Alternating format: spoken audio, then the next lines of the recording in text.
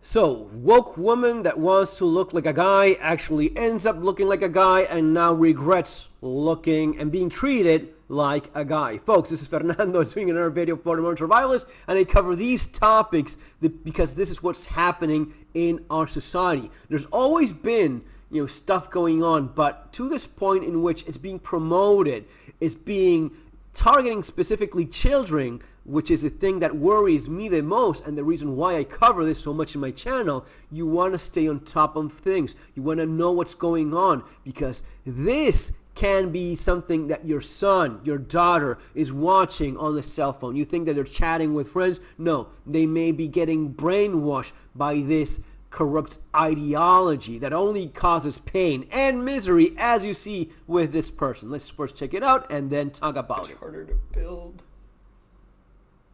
and people are colder. What's hard is none of this invalidates how real and raw women and people who are in marginalized groups feel about cis white men. All of that's valid. But I also now understand why the suicide rate is so much higher in men. Because this shit is lonely.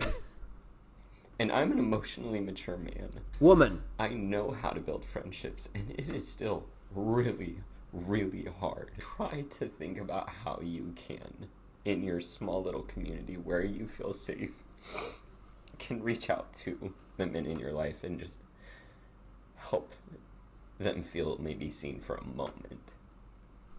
Or do little conversations to help their emotional maturity so that they can reach out to people and have deep.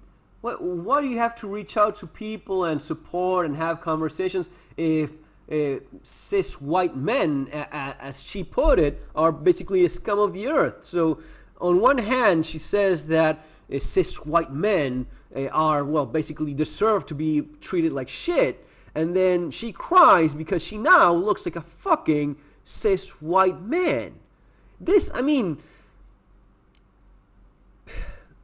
there's some kind of karmatic justice to this, being that this is the kind of person, the kind of woman that, ends up doing this to men. And now that she looks like a man, she's being treated like that, like the way that she wants to be treated, like shit. You're part of the patriarchy now, dude. Well, now you're crying like a bitch. If you are treated like a man, and we're supposed to treat you like a man. You're supposed to be an actual man. You're not a transvestite anymore. That used to be the case. Trans originates from transvestite, someone that dresses as the other side, as something you're not. You're a man and you put women clothes on you and you put makeup on, long hair, you dress up like a woman when you're actually a man. Now, that went from being transvestite to transsexual. You magically change your biological reality. What you are in the real world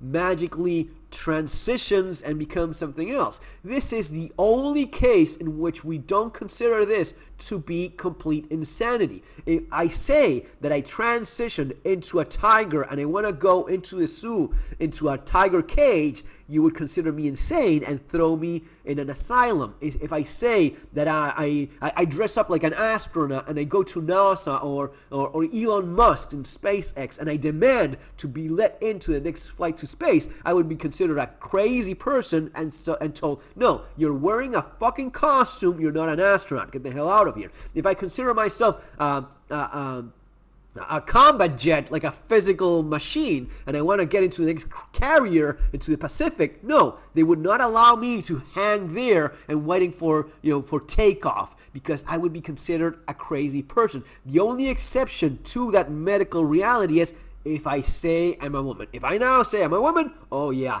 you're an enlightened creature. You're a philosophically elevated human being. But that is the pretense. That is the social construct from the left. The reality is what you see this poor woman go through now. Yeah, you dressed up like a man. You took so much damn hormones that you grew a beard when there was no way that in nature you would end up like this unless something went horribly wrong with your life. There's exceptions, as always. There's rules that are just offset by mutations, nature, diseases. Something goes wrong in some point, but naturally this would not be the case. Now you managed to do all of this, and you're now being treated like a guy. Now that you're a guy, according to what society perceives of you, you're treated like a man. And now you realize that you are exactly on the receiving end of all that hate you promoted against white men. You're being treated. And you know why all of this sounds so ridiculous? They're so much harder to build. And people are colder.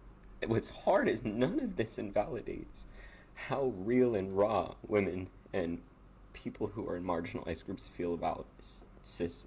Women and people who are in marginalized groups feel about cis men, white men. Okay, cis white men. Okay. The idea that you have to make up a word for man, which is, you don't need to say cis. Just saying a man, it's already inherent in the word that he's attracted to other people from the opposite sex, not from the same sex. So a man would naturally be a human male that is attracted to human females, to women. You don't need to make up bullshit words like cis man, right? You can have a man, or you can have a homosexual man that is attracted to other men. That would be the exception to the great majority of men. So you don't need to make up bullshit terms like that.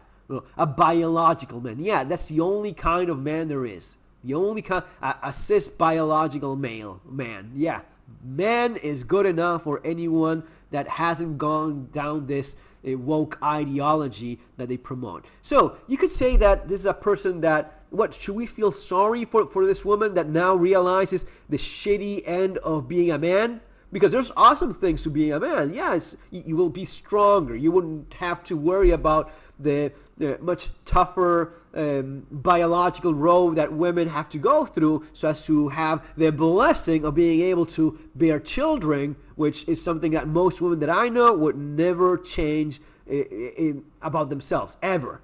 They consider it worth that blessing, that benefit of being a woman. They consider it worth the shortcomings and the things that are not as great about being a woman, which is being physically stronger, being a little bit more vulnerable in certain things, and having a biological reproductive system that is quite more delicate in many ways, and it puts you at a tough position at times, right?